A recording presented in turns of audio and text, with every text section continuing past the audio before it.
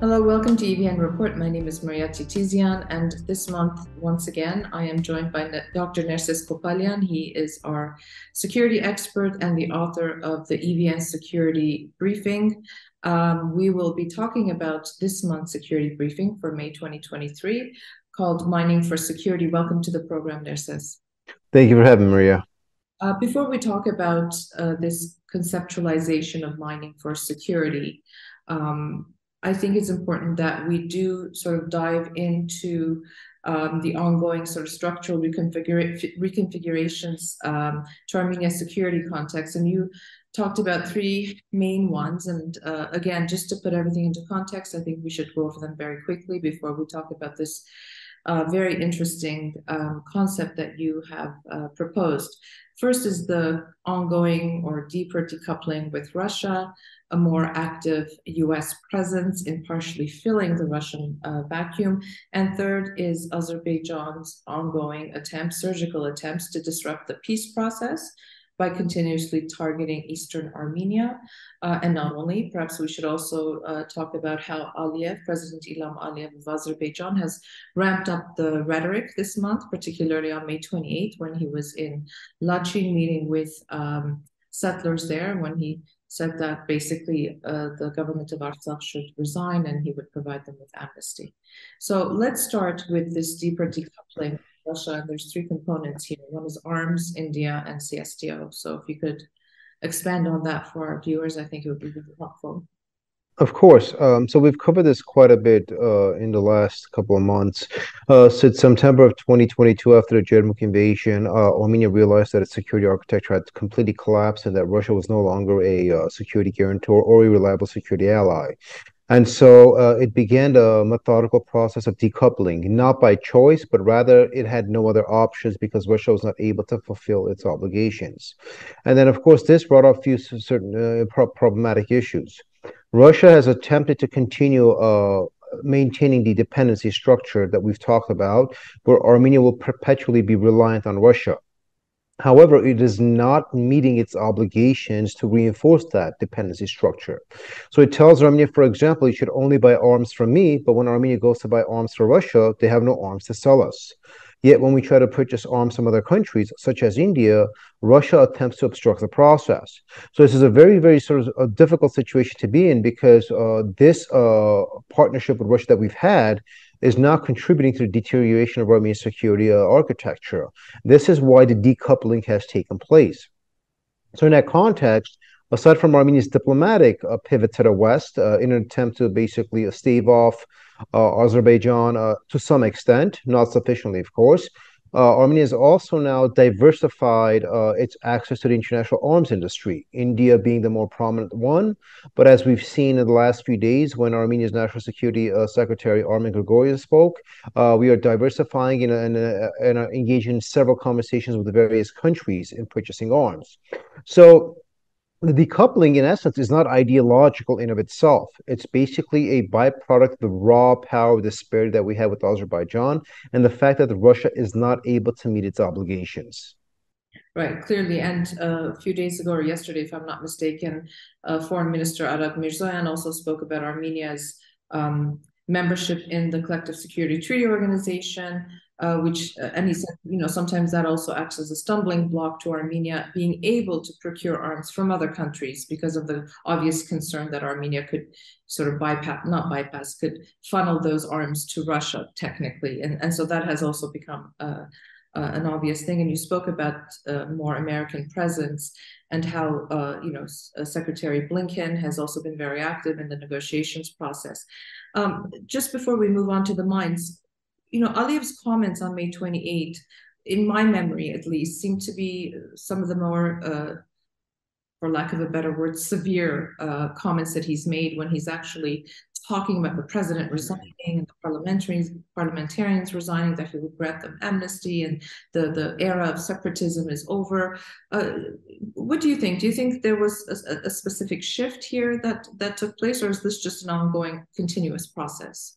It's an ongoing continuous process. So we've talked about this extensively. EVN has written on the concept of liberal and illiberal peace, and we have to accept the fact that Baku on its own terms, does not want to sign a peace treaty because it violates or contradicts the strategic interests of the Aliyev regime. We've known this. We introduced the concept of ontological security to address this problem. So Aliyev has been forced to proceed with the negotiating process for two reasons. One, the extensive Western pressure, and that he has to proceed with the negotiating process, or else he'll be considering he doesn't want peace, and that's going to produce other outcomes. So even though we know he doesn't want peace, the fact that he continues to engage in a negotiating process, that kind of staves off more Western pressure. Thus, he continues in a performative way to engage in peace. But every chance he finds to obstruct or slow down the process, he's going to do it. So his rhetoric shifts from basically one subject to the next. Or they create artificial barriers, such as the quote-unquote Zangezur corridor. Or the fact that, for example, a certain Armenian official made a comment, therefore that's contradicting the peace process. Or this whole nonsense about enclaves now becoming an issue. So they create these artificial barriers. And then when those don't work, because every time Aliyev creates some kind of an obstruction, Armenia responds by saying, we disagree. However, we're still pushing for peace. We're still pushing for peace.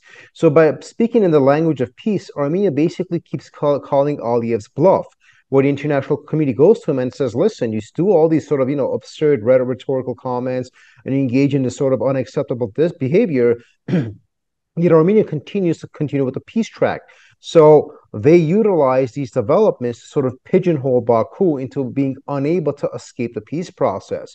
So every chance that Aliyev finds, he basically attempts to do that. And since this recent rhetoric is also that. He understood that attacking Armenia is no longer acceptable, that the international community has put away red lines in front of him, that sovereignty, you can't for 30 years speak of sovereignty and then turn around and violate another country's sovereignty. So understanding his limitations in that context, he's now diverting his attention to Artsakh and engaging in sort of these absurd maximalist demands. The thing is, though, that's a very low cost effect of him to engage in that conversation because he knows he's basically talking about that, but any second he could back off of it. We've spoken about this extensively. But the objective is to see what the international community says. Does that disrupt the negotiating process? And how does Armenia respond? Right. He's constantly conjuring up new.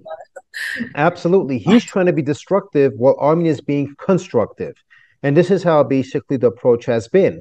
So while Armenia keeps talking about the importance of giving Stepanakert agency and having Stepanakert Baku negotiations, Aliyev responds with basically saying that's not going to happen. They need to dissolve. They need to bend their necks to me. It's sort of this very medieval, primitive discourse. And so the reason, of course, for that has become a lot more obvious to disrupt the negotiating process. Also, we should expect more grotesque rhetoric from him, the more he feels pigeonholed because he's kind of running out of options on this point. And the fact that Armin Grigorian basically suggested that a peace treaty may be in sight by the end of the year, I want to get my hopes up. That goes to suggest that Aliyev is basically running out of artificial barriers where he could convince the international community, I can't sign.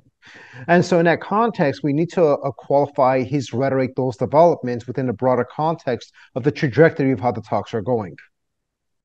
Great. Thanks for that, Nerses. I think it's really important that we do this once a month. And even though it might be a little repetitive, I think it's important. Now, I want to talk about this mining for security. For 30 years, sort of the narrative has always been, Armenia doesn't have any,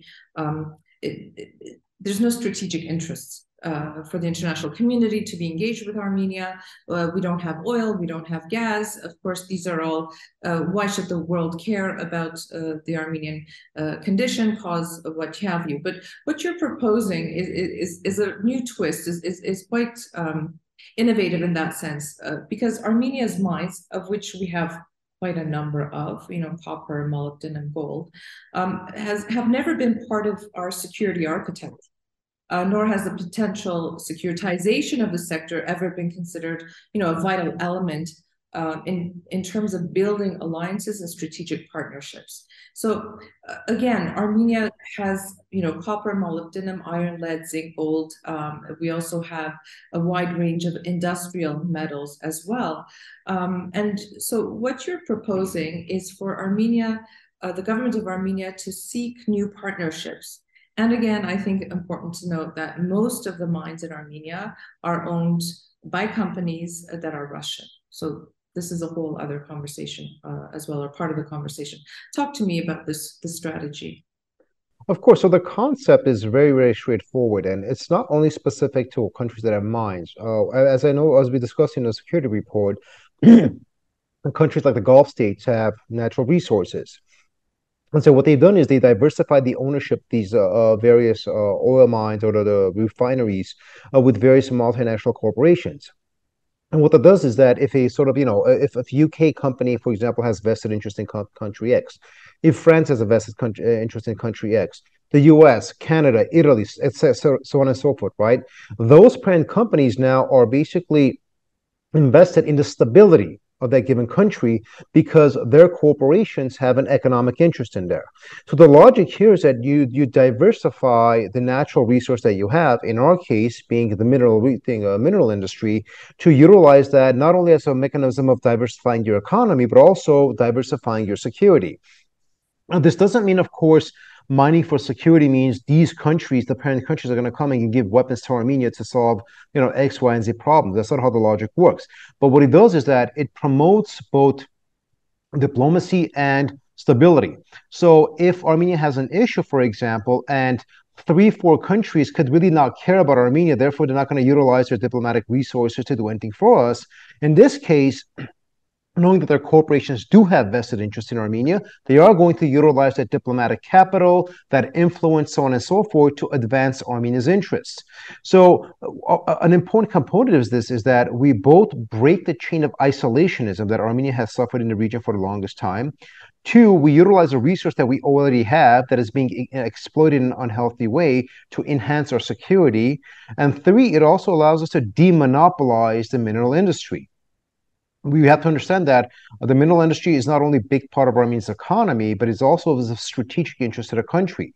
When one of your most important strategic interests is dominated through the corporations that are run by one country, right?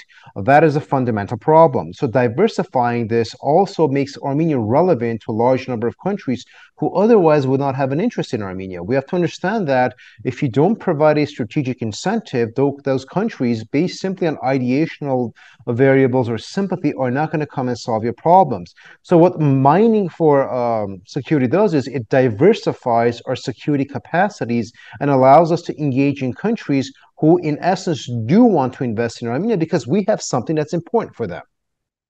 Okay, this sounds, it sounds very interesting, very promising, but we also have to understand, sometimes we're looking for quick fixes, and this obviously is not one of them, but it is a multi-pronged approach to sort of the overall arching security architecture of Armenia. So this is one component of that. Fine, we understand that, but you talk about demonopolizing the mining industry. This is not an easy task for any government to do, and certainly, this is a briefing, this is not a policy paper, and there are methods of doing that, but how realistic is this? It's very realistic. Of course, it's going to be time consuming, but security strategy is always time consuming. There's nothing easy when it comes to these kind of things. So we have to understand the long-term trajectory. But the approach is very straightforward. One, there has to be a mapping of, and there's obviously some level of mapping that we've seen, and it's been produced on Armenia's resource basically availability. And based on that mapping, Armenia becomes very, very sort of thing attractive to a lot of these international mining companies that do want to tap into our Armenia's resources, but do that in a very responsible way that is consistent with best practices and international standards.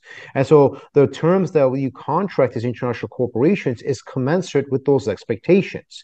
It's not one of those where things are grandfathered in and they continue basically destroying the environment and exploiting your resources in a fashion that produces, consequences, outcomes for the broader communities or the environmental components that are involved.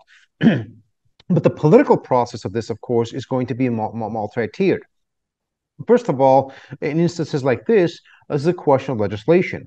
Armenia needs to, for example, change laws that enhance the specific criteria for mining or mine ownership. Does it meet X, Y, and Z environmental standards? Does it meet X, Y, and Z best practices? Does it meet these standards, so on and so forth? Or is there sufficient modern technology that is utilized? So you basically create criteria that is not good for the interest of both the environment and the mining industry, as well as enhancing the quality of your mineral industry as a whole. And in that context, when you create that criteria, which is consistent to what many countries do throughout the world, that basically creates complications for the existing companies who simply have gotten either a free ride or have received waivers or have purchased these mines, dollars on the penny because of the relation that they had with the previous regimes, and thus are indirectly robbing the Armenian people of the resources that we have. So legislation that creates sufficient and specific criteria that is commensurate with international standards, nothing incoherent, nothing absurd. What that's going to do is basically going to not allow existing companies to continue operating the way they're doing. And once they decide that it's no longer commensurate with their economic interests, this is where these mines have become open or available to the international market.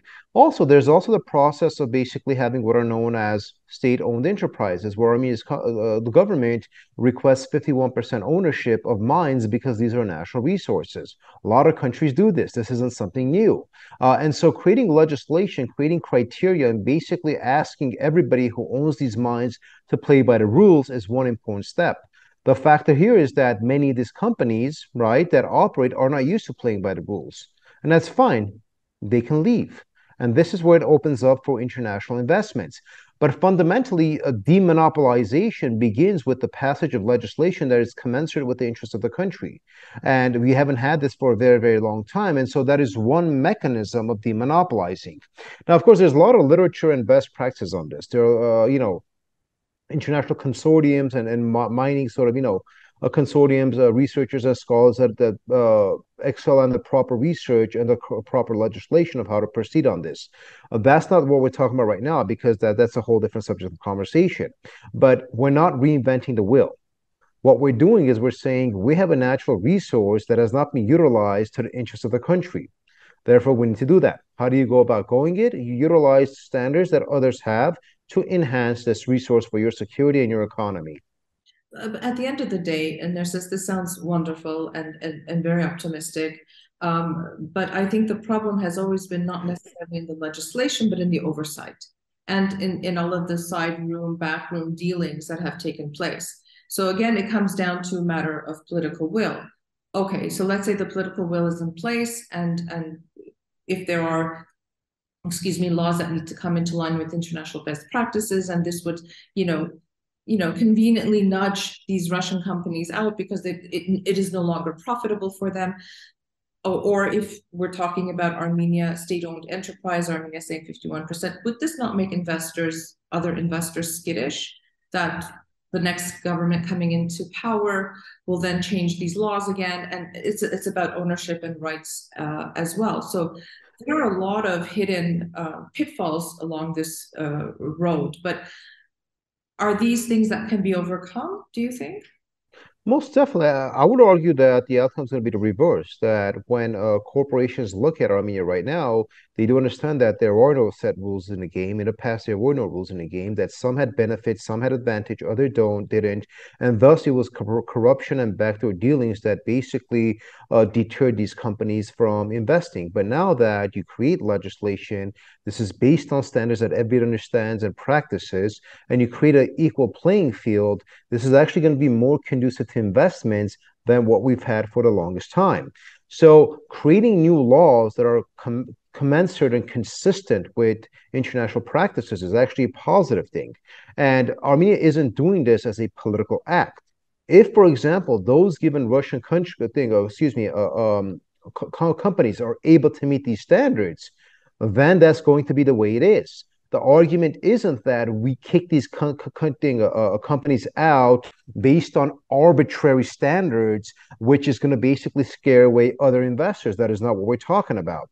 This is why when we use terms like best practices and international standards, those are precisely designed to make it conducive to investment. So there are no shortcuts and there are no silver bullets. This is going to be a prolonged, tedious process. But we have to understand that once something is important to your security, you need to proceed accordingly as opposed to allowing for things to stand the way they are. This is the underlying argument. Well, I do want to talk about the Sot gold mine. After the end of the 2020 Artsakh war, as we know, half of the mine is now part of Azerbaijan. And just yesterday or the day before, the mine had to shut down again because of shooting, and 700 employees were told to go home. And this has been an ongoing issue. Now, clearly, the mine is contentious because it's right on the new border, whatever the border is these days. How do you mitigate security concerns for these kinds of companies who might potentially be interested in coming into the country and becoming part of the mining industry? Well, so therein lies the argument at hand, right? If, for example, Salt was owned by a Western company, I highly doubt Azerbaijan will be behaving the same way around that company, around the mine. Okay, there's a lot of literature and research that supports that. Okay, and just 2 days ago, it was basically revealed that in Yeresk village, the Americans and the Armenians are basically investing in mining that deals with various type of industrial minerals. I would be shocked if Azerbaijan has had the gall to attack an area that has American investments and American basically interest. This is precisely what we're talking about. Azerbaijan's been able to do what it does because there are no repercussions. But one phone call from the United States, where strategic interests and economic interests are basically being challenged, is going to produce a different dynamic. Another phone call from another country, another phone call from another country. And now what you have is basically a diplomatic modality of pressure that is second track or soft diplomacy that you really don't have to work day and night to produce, that creates in of itself, because now those countries have an interest to protect your stability as opposed to the situation that you have right now. So Azerbaijan's attempt to destabilize, hypothetically speaking, isn't going to scare investors away, because once you have invested interest, that those destabilization efforts are going to in of themselves be mitigated. Also, the international community has seen that Armenia's economic growth, even amidst the security crisis, has exceeded all expectations. So the logic that Azerbaijan's security threat will diminish Armenia's investment environment or its economy hasn't panned out. The outcome has been reversed. So in this context, I think that the evidence is very, very straightforward. Once you get sufficient international attention and investment in Armenia's mineral industry, the dynamics are going to be very, very different. Certainly, what you're proposing requires much more investigation and research and efforts to materialize. But from your sort of cursory research into this, does Armenia have the reserves that would attract these global conglomerates or huge mining companies to actually come in, other than copper and molybdenum, which I believe Armenia has significant reserves of? Right, so those are going to be specific to the types of mining companies and the amount of natural resource availability we have that is commensurate with their interests. But definitely, I mean, you mentioned copper, for example. Copper is basically going to become, and this is according to industry experts, something akin to the next oil with the growth of the electrical vehicle industry and all those things that we see developing. So I am not obviously an energy expert, and so the conversation we're having was precisely through a security lens. But conversations with energy experts and sort of a lot of the literature out there clearly supports the mining for security doctrine. And that concept actually came from advice and research from energy experts who do address security. And so for Armenia to put together sort of a consortium of experts on energy to map, to basically gauge availability and proceed from there would be the more rational step. But we know that Armenia does have a lot of copper resources reserves, that the copper mines are the highest taxpayers in Armenia. And so responsible mining and the importance of copper to the growing digital industry is definitely going to be something of very, very immense interest to international corporations. You know, it's fascinating when we think about security, we oftentimes think about hard power, right? Armaments, military, armies. But in reality, it is, as I said earlier, so multi-pronged. There's so many components to developing a security architecture, especially for a country, small state like Armenia, surrounded by two belligerent neighbors and constantly under attack, to utilize every weapon, if you will, in its arsenal. In this case, it's economic. In this case, it's the mines. Just some closing thoughts about this, Nerses. I mean, as I said, it sounds really great on paper, and it sounds, you know, something that could really work in Armenia's favor. You know, not now, perhaps, but perhaps in 5 years, 10 years from now. Just if you could wrap up some thoughts about this, and you know, in your sort of from your own research, how fast or how realistic is this at the moment? Of course, just 2 points. One, this is not a solution to the security problem, but it's a big contribution to the security architecture. So I have to understand that. Security is multi-layered and multifaceted. So this is one component of that. I'll make a very quick example. You know, when we talked about during the 2020 war that Armenia might use Iskander weapons to hit Azerbaijan's oil reserves or oil pipelines, that's ridiculous. No regime in Armenia, no government in Armenia would have done that because the international repercussions would have been unimaginable. And so in that context, we saw how Saddam Hussein was punished for simply going after the oil in Kuwait. Countries, powerful countries, when they have vested interests, take that very, very seriously. Armenia has never tapped into that. We need to tap into that. That is the concept at hand. Now, the way we go about doing it, of course, is where all the technical and specific knowledge from the energy security and mining security sector experts are going to come in. How long could this take?